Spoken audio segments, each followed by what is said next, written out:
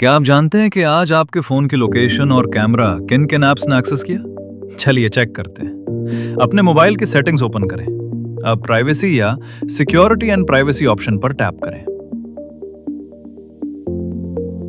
नीचे स्क्रॉल करें और परमिशन यूसेज फॉर टुडे या प्राइवेसी डैशबोर्ड ओपन करें। सबसे पहले लोकेशन पर टैप करें। यहां आप देख सकते हैं कि किस ऐप ने आपकी लोकेशन कब और कितनी बार एक्सेस की।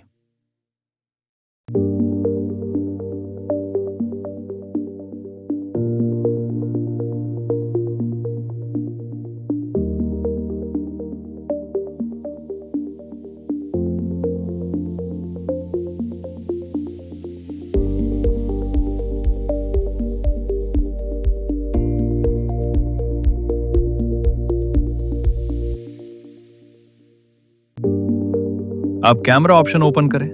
यहां आपको कैमरा एक्सेस की हिस्ट्री नजर आ जाएगी और पता चल जाएगा कि कौन सी ऐप ने कैमरा यूज किया। इस सेटिंग को वक्त पर वक्त चेक करते रहें और सिर्फ उन्हीं ऐप्स को परमिशन दें जिन पर आप भरोसा करते हैं।